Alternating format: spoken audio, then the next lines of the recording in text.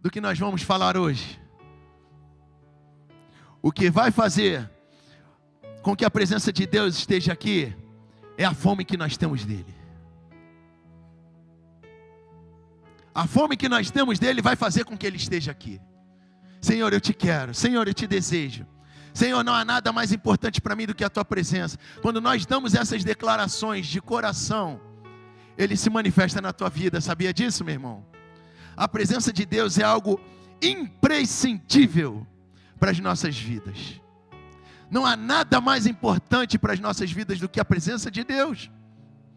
Sabe, em dado momento, o povo de Israel estava meio que perdido, murmurando, reclamando, fazendo tudo aquilo que não agradava a Deus, sabe, trazendo deuses, construindo deuses de ouro. E aí Deus chega para Moisés, lá em Êxodo capítulo 33, e diz o seguinte: ô Moisés,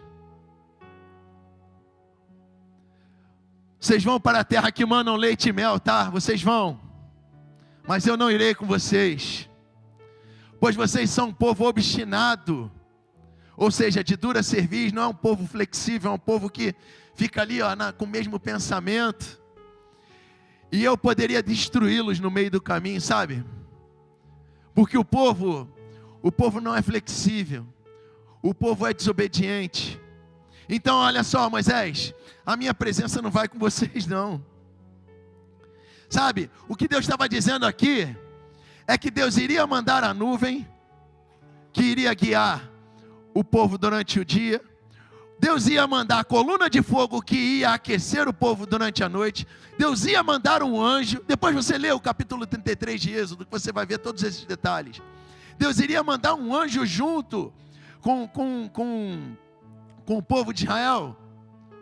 Sabe, mas às vezes a gente ouve hinos, né, antigos falando, né, que pare para ver o anjo que está do seu lado aí, partinho parado para te abençoar. E às vezes, irmãos, a gente se conforma com o anjo. Cara, mas é interessante que Moisés ele não se conformava tão somente com a nuvem, com a coluna de fogo e com o anjo. Olha o que Moisés diz para Deus, no versículo 15. Então Moisés disse: se não nos acompanhares, ou seja, se não fores conosco, não nos faça sair desse lugar. Moisés entendeu que a presença de Deus é o que fazia todo o sentido para a sua vida. Não só para a sua vida, mas também para todos aqueles que o rodeavam, para todos aqueles que ele estava ali exercendo liderança. E aí, Moisés, falando com o Senhor, depois você lê o texto, Moisés vai dizer: Senhor, olha, esse povo não é meu, esse povo é teu. O que os outros povos vão falar? Poxa, que o teu povo foi tirado do Egito com mão forte, mas aí o Senhor abandonou o povo no meio do caminho. Deus vem para Moisés e fala o seguinte, versículo 17, o Senhor disse a Moisés: olha, Moisés, eu farei o que você me pede. Eu farei o que você me pede, porque eu tenho me agradado de você e te conheço pelo nome. Então você entende, meu irmão, que pelo fato da tua comunhão com Deus, pelo fato de você ser conhecido por Deus, Deus conhecer você pelo nome, que quando chegar lá em cima, Deus vai falar assim: ó, vinde bendito de meu Pai, para fazer parte aqui do gozo eterno. Ele não vai dizer assim para você não, meu irmão, em nome de Jesus. Ele não vai dizer assim, não, apartai-vos de mim que eu não vos conheço. Ele não vai dizer isso para você não, porque Deus estava dizendo ali, ó, que ele, Moisés, era alguém que tinha se achado graça diante de Deus. Então, irmãos, que nós possamos ser achados por Deus e que Ele conheça nosso nome. Sabe, isso é muito interessante, porque lá em cima Deus vai dizer que não conhece algumas pessoas, mas Ele conhece você e eu. Aleluia! Deus nos conhece pelo nome. Então, o próximo versículo aqui, que eu estou vendo que repetiu, é o 17, mas eu creio que seja o 18. 33, 18, deixa eu ver aqui. Exatamente. O versículo 18 aqui, tá, irmãos? Está errado. Disse então Moisés: peço-te que me mostre a tua glória. Então, Deus deu a dica para Moisés: olha, Moisés, tudo bem, eu vou com o povo, sabe? Eu vou com o povo porque, cara, eu te conheço, você é meu amigo, e você tem feito tudo o que eu tenho mandado você fazer. Moisés aproveitou aquela oportunidade de intimidade e falou: Senhor, eu não quero tão somente a tua companhia, eu quero mais, eu quero, Senhor, ver a tua glória. Eu conheço, de repente, assim de ouvir falar, que nem Jó disse: antes eu te conhecia de ouvir falar, mas agora os meus olhos te veem. Aqui Moisés, ele queria ver literalmente a glória de Deus. E Deus, irmãos, ele não deixa ninguém de estômago vazio. Sabe, Jesus, ele não quer ninguém aqui faminto. Ele quer saciar a tua fome, meu irmão. Se você tem fome pela presença de Deus, ele vai estar aqui saciando a tua fome. Olha só o que ele vem dizendo no próximo versículo. Deus dizendo para Moisés: quando a minha glória passar, eu o colocarei numa fenda da rocha, e o cobrirei com a minha mão até que tenha acabado de passar. Aconteceram algumas coisas aqui nesse capítulo 33, que Deus disse para ele: olha, ninguém pode ver a minha face, Moisés. E é o que vai dizer no próximo versículo: então voltarei a minha mão e você verá as minhas costas, mas a minha face ninguém poderá ver. Então Moisés estaria diante de uma rocha, Deus passaria atrás dessa rocha e faria uma fenda para que ele visse a glória de Deus passando, a bondade de Deus passando.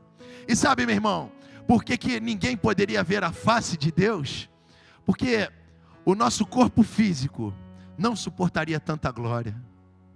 O nosso corpo físico é limitado. O nosso corpo físico passa por problemas, às vezes a gente tem que ficar hospitalizado. Imagine o tamanho e o peso da glória de Deus, cara. Moisés não ficaria vivo. E aí, Moisés ficou durante um tempo ali no monte. Ele recebeu as tábuas da lei, e quando ele desceu com as tábuas da lei, aconteceu isso aqui, no versículo 29. Ao descer do monte Sinai, com as 2 tábuas da aliança nas mãos, Moisés não sabia que o seu rosto resplandecia por ter conversado com os amigos. Não, né? Ele conversou com quem? Com o Senhor. Então agora, imagine um rosto assim emanando luz. Imagine o rosto de Moisés, que já não era mais o mesmo. Agora tinha um refletor no rosto de Moisés, para que as outras pessoas vissem: cara, o que está acontecendo com esse homem? Esse homem desceu do monte, ele teve um encontro com Deus. Ele viu Deus, ainda que por um curto, por uma brecha numa rocha, ele viu a glória de Deus, e olha só como é que está o rosto dele. Ele está com um refletor no rosto, sabe? Tão somente porque ele era um homem íntimo de Deus. Tão somente porque ele não vinha na igreja só nos domingos. Tão somente porque ele não ficava no seu dia a dia, sem orar e sem ler a palavra, sem ter intimidade com Deus. Entenda, meu querido, que existe um preço a ser pago. Eu e você temos uma missão a cumprir. Para que nós tenhamos fome de Deus, nós temos que cumprir o nosso devocional. Nós temos que buscá-lo. Quanto mais fome eu tenho, mais eu quero comer. Quanto mais fome você tiver da presença de Deus, mais a presença de Deus vai se fazer na sua vida, vai se fazer presente. E é ruim quando a presença de Deus não está no local. É ruim porque você pode estar fazendo coisas por mera religiosidade. Já parou para pensar sobre isso? Em dado momento, os filisteus atacaram o povo de Israel.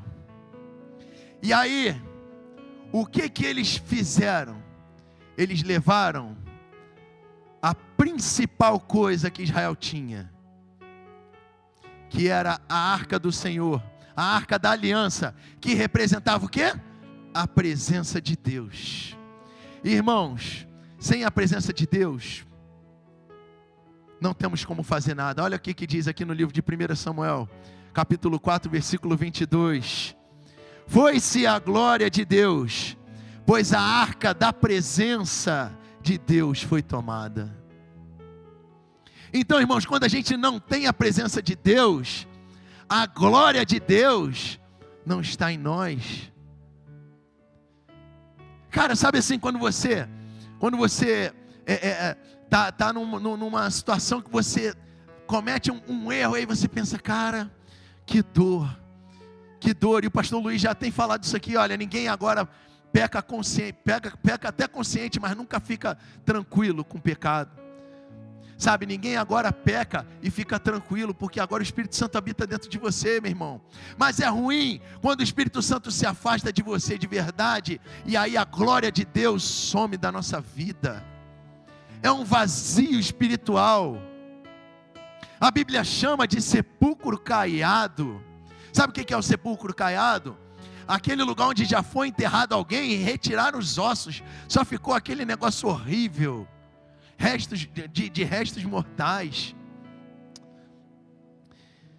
E trazendo aqui para o início do culto, a glória de Deus, a presença de Deus, ela tem que vir junto com você. Porque eu falei aqui, trouxe até a ilustração que o nosso irmão Márcio falou, que nós estávamos do lado de fora sem a chave. É você, meu irmão, que tem a chave da presença de Deus. É você que vai ativar, é você que vai abrir a porta. Você vai abrir a porta, porque Ele disse, eis que estou à porta e bato. Se alguém abrir, eu entrarei. Não se conforme, irmão, de estar aqui e o Pai não estar aqui. Não se conforme de você estar aqui e a presença dEle não te acompanhar. Não se conforme. Essa casa é dEle. Ele tem toda a liberdade de entrar, mas sou eu e você que vamos abrir a presença de Deus. Aleluia. Dando continuidade ao texto inicial, que a Bíblia vem falando da igreja de Laodiceia. A igreja de Laodiceia tomou aqui algumas pancadas que realmente era duro de se ouvir, mas era uma realidade. Olha o que Deus disse: você diz que estou rico, adquiri riquezas e não preciso de nada. Ou seja, a igreja, essa mesma igreja que Deus estava dizendo, olha, eu estou na porta e estou querendo bater, você diz que é rica, que você não precisa de nada. Ou seja, acabou a fome. Acabou a fome pela presença de Deus.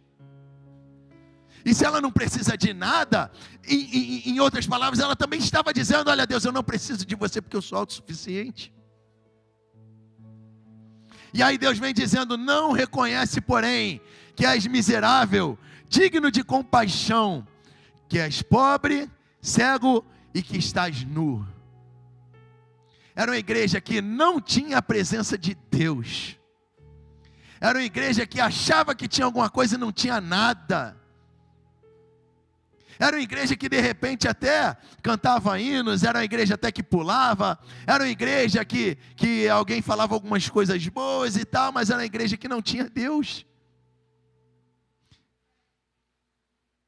E isso é péssimo, porque quando a igreja perde a fome de Deus, irmão, a tendência é só piorar. E foi isso que aconteceu. A igreja vivia de aparência. Olha que coisa horrível. Mas Deus, Ele conhece, irmãos. Ele conhece a cada um de nós. A igreja vivia de aparência. Ele chegou para os fariseus e disse assim, olha só, cara, vocês me honram com os lábios, mas o coração de vocês, está longe de mim. Então, os fariseus, assim como a igreja de Laodiceia, estava honrando a Deus com os lábios, com a boca, mas o coração estava longe. E não é isso que Deus espera de mim e de você. Deus espera que a presença dele esteja conosco. Sabe? E esse texto que fala a respeito dos fariseus, está lá em Mateus capítulo 15, versículos 8 e 9. Que esse povo honra com os lábios, mas o coração está longe dele.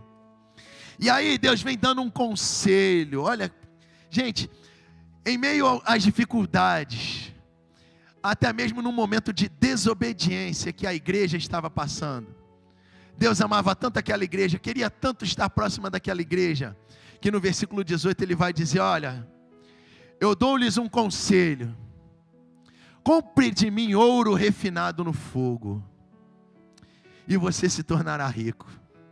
Sabe, porque o ouro que eles achavam que tinha, era um ouro que, se fosse queimado mesmo, ia evaporar, não era ouro de verdade. Mas o ouro que é provado no fogo de Deus, esse ouro sim, vale muito. E aí Deus diz: olha, compre de mim ouro refinado no fogo, e você se tornará rico.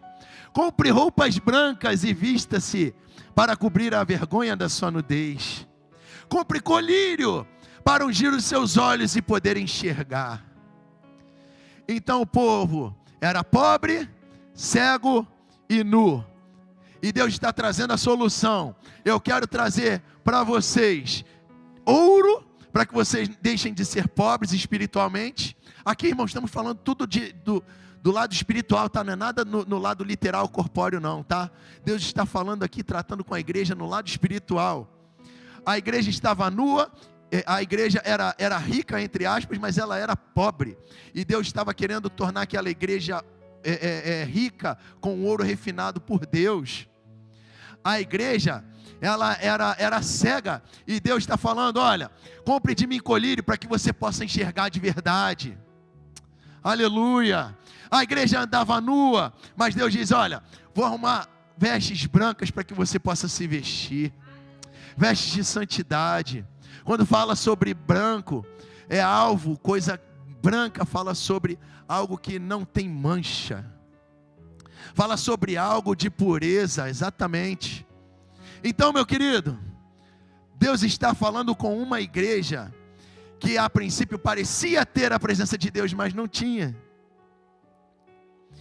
Mas sabe, quando a presença de Deus está conosco, tudo muda, tudo muda, tudo muda. Quando a presença de Deus está conosco, aconteceu o que aconteceu lá com Obed-Edom. Quantos aqui sabem o que foi que aconteceu com Obed-Edom? Na verdade, a arca de Deus já tinha sido trazida, né, para o povo de Israel, depois de um bom tempo. Só que ela ficou numa cidade, se eu não me engano era Kiriate. Depois os irmãos vão poder ver. Está lá no livro de Crônicas capítulo 13. Aí a arca estava numa cidade pequena. Só que Davi, ele não estava conformado da arca estar num lugar assim, distante. Até porque Saul não dava tanta importância para a presença de Deus, para a arca da aliança que simbolizava a presença de Deus. Então, Davi queria a presença de Deus. E aí, Davi manda a arca vir daquela cidade para Jerusalém, para onde estivesse a morada, o palácio do rei. Só que aí, enquanto o palácio não estava pronto, eles estavam fazendo algumas coisas ainda no palácio. Não era a casa de Deus que Salomão construiu não, tá, irmãos? Aqui era o palácio de Davi. Davi mandou que a arca ficasse na casa de Obed-Edom, e é esse versículo que nós vamos ler. A arca, a presença de Deus, ficou na casa dele, de Obed-Edom, por 3 meses. 3 meses. E o Senhor abençoou a sua família, e o quê? E o quê? E tudo o que possuía. Sabe, meu irmão, quando você tem a presença de Deus na tua vida, na tua casa, não vai ser só você que vai ser abençoado, vai ser a tua família também, e tudo que você possui. Tudo que você possui. Sabe, aonde você for, você será bênção, porque a presença de Deus está com você. Aleluia. E aí a gente lembra do que a gente já leu, que Deus falou com Moisés, né? Que ninguém poderia ver a face dele. Aqui, ó, Vamos ler novamente. Êxodo 33, versículo 23. Então tirei a minha mão e você verá. Tirarei minha mão e você verá as minhas costas, mas a minha face ninguém poderá ver. Isso Deus disse para Moisés lá no Antigo Testamento. Só que agora as coisas mudaram. As coisas mudaram porque no Antigo Testamento, é o que diz aqui no próximo slide. Não sei o que está acontecendo aqui não, varão. No Antigo Testamento, a Arca da Aliança era o simbolismo da presença de Deus. Quando Jesus veio, o sangue de Jesus é a nova aliança entre Deus e o homem. Antes, Deus não queria que ninguém visse sua face, porque poderia morrer. Agora o próprio Deus vem em carne, na pessoa de Jesus, e se mostra para todos. Olha que coisa maravilhosa. Jesus, o próprio Deus, agora estava disponível para ser visto. E o que Ele mais quer? O que Ele mais deseja de mim e de você? É que nós tenhamos fome da presença de Deus. Ter fome da presença de Deus. Ter fome da presença de Deus vai nos levar a comer coisas maiores, a estar nos alimentando de coisas que desse mundo aí não vai suprir nada na nossa vida espiritual. Mas ter fome de Deus vai nos fazer crescer espiritualmente. Olha o que Pedro disse. O que Pedro disse para Jesus? Quando Jesus falou: e aí, e vocês? As pessoas estão indo embora, e vocês? O que vocês vão fazer? Simão Pedro lhe respondeu: Senhor, para quem? Olha só, não é para quê ou para onde, é para quem. Ou seja, não há outro, não há o que nos recorrer, não há outra pessoa. Para quem iremos? Tu tens as palavras de vida eterna. É só tu, Senhor Jesus, que tem as palavras que podem me alimentar espiritualmente. Meu Deus, Pedro entendeu isso. E quando Jesus vem falando das bem-aventuranças, ele diz o seguinte, lá em Mateus capítulo 5, versículo 6, ele vem dizendo: bem-aventurados, felizes são os que têm fome e sede de justiça, porque eles serão o quê? Satisfeitos. Quem é a nossa justiça? Jesus, porque Ele nos justificou. E aí esse versículo aqui, ele é muito interessante, que ele fala que se nós tivermos fome e sede de justiça, se nós tivermos fome e sede dEle, nós seremos satisfeitos. Glória a Deus. E Deus dizia para o povo também, lá em Isaías capítulo 51, versículo 1, olha, venham todos, venham, está disponível para todos que quiserem. Venham todos vocês que estão com sede, venham às águas, e vocês que não possuem dinheiro nenhum. Meu Deus, isso aqui é muito profundo. Irmão, você sabia que você pode comprar de Deus mesmo sem dinheiro? Sabe por quê? Porque no reino de Deus não é com dinheiro que se compra, é com fome. Entendeu? Pegou aí? No reino de Deus, você não vai comprar nada com dinheiro, você vai comprar com fome. A fome que você tiver, você vai poder comprar. Olha aí, venham todos que estão com sede, venham às águas, e vocês que não possuem dinheiro algum, venham e comprem e comam. Venham e comprem vinho e leite, sem dinheiro e sem custo. Só vai atrás de comer algo quem está com fome. Só vai atrás de beber algo quem tem sede. E olha o que ele está dizendo: vocês têm fome e sede, mas eu tenho algo maior para vocês. Eu tenho para vocês vinho e leite. Na Bíblia, a representação do vinho é alegria. Quando você ver alguma coisa falando a respeito de vinho na Bíblia, o simbolismo do vinho é alegria. Então Deus, Ele tem para nós alegria e leite, que vem falando de mantimento. vem falando de nutrição.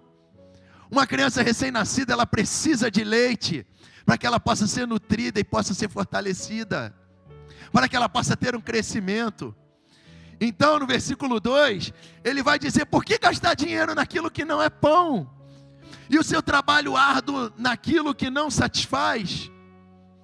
Ou seja, vocês ficam se importando com as coisas desse mundo, gastando com o que não tem nada a ver, cara. Escutem-me e comam do que é bom. Ou seja, escutem-me e comam do que é bom, para que vocês possam comer e se fortalecerem. E a alma de vocês se deliciará na mais fina refeição. Ou seja, nada daquilo que a gente comer aqui fora, ou até mesmo no nosso corpo mortal, vai se comparar com a fina refeição que Ele tem para a gente, irmão, no mundo espiritual. E Jesus, Ele declarou, João 6,35, eu sou o pão da vida. Aquele que vem a mim, nunca, nós já aprendemos aqui, irmãos, que nunca no grego é, nunca no hebraico é, nunca, nunca em inglês é, nunca. Olha, aquele que vem a mim com fome, nunca terá fome. Aquele que crê em mim, nunca terá sede. Mas para isso, nós tenhamos que ter fome, nós tenhamos que ter sede da presença dEle. É necessário que nós tenhamos fome e sede da presença de Jesus. É necessário, irmãos, para que o nosso crescimento aconteça. E como eu já disse que está disponível para todos, Ele vai dizer, olha, peçam e lhes será dado. Busquem e vocês encontrarão. Batam e a porta lhes será aberta. A gente traz muito isso aqui para o lado material, né? Poxa, eu estou precisando, eu vou buscar o Senhor porque Deus vai me dar. Poxa, eu estou precisando de uma porta aberta, estou procurando um emprego, eu vou encontrar. Meu querido, o que Ele está falando aqui é o seguinte, olha, peçam a minha presença e ela vai ser dada. Busquem a minha presença e vocês encontrarão. Batam e a porta da minha presença estará aberta para vocês. Meu Deus. No versículo 8 ele vai dizer, complementando, pois todo o que pede, recebe. O que busca, encontra. E o que bate, a porta será aberta. É essa, irmão, a presença que nós devemos procurar. Devemos bater na porta, devemos procurar, devemos buscar, porque tendo a presença dEle não precisamos de mais nada. Aleluia. E aí eu digo para vocês isso aqui, olha, não busque a bênção, busque a presença do abençoador. Não procure bênçãos por aí, não procure bênçãos, irmão, porque se você estiver com o abençoador, a bênção vai estar ali com você, você não vai precisar de mais nada. Tendo a presença dEle, não precisamos de bênçãos externas, Ele nos supre. Aleluia. E o que Ele procura? Nós já sabemos. Está lá em Jeremias 29:13.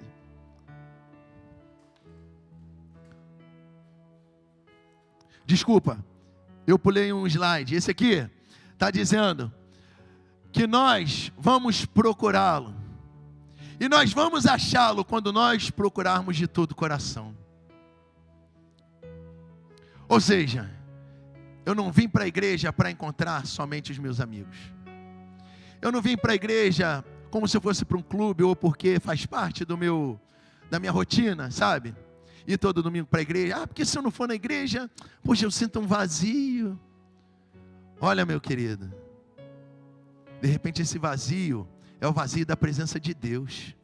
O que na verdade você tem que buscar é a presença de Deus. Então Ele está dizendo, vocês me procurarão e me acharão, quando me procurarem de todo o coração. Então, meu querido, a partir de hoje, não venha simplesmente porque você tem que estar. Venha procurá-lo, porque Ele quer ser achado por você. A presença dele quer se manifestar para você. Aleluia.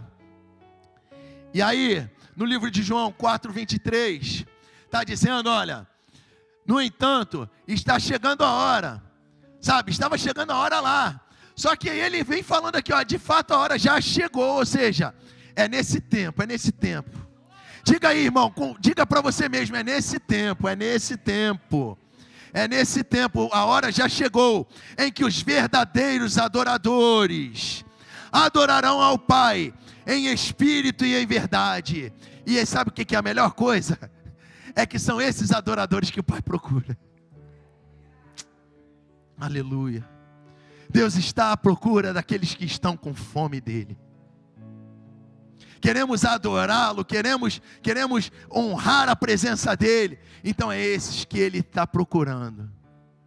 E é nesse tempo. Pode subir o ministério de louvor. 2 Crônicas, capítulo 7:15. Vai dizer para a gente o seguinte: quando nós procurarmos Ele, né, de todo o coração, quando nós buscarmos a Ele com toda a nossa força, Ele vai dizer assim para a gente: olha, de hoje em diante, os meus olhos estarão abertos e os meus ouvidos estarão atentos às orações neste lugar. Aleluia, Jesus. Então, se nós estamos com o coração aberto para poder procurar a presença do Senhor, olha, os olhos dele também estão abertos procurando a gente, procurando aqueles que querem adorá-lo de verdade. E os ouvidos dele estarão atentos à oração feita neste lugar, porque você e eu estaremos cada vez com mais fome de Deus. E o meu último slide é esse aqui. Passa aí, Joãozinho, por favor. Que aqui não...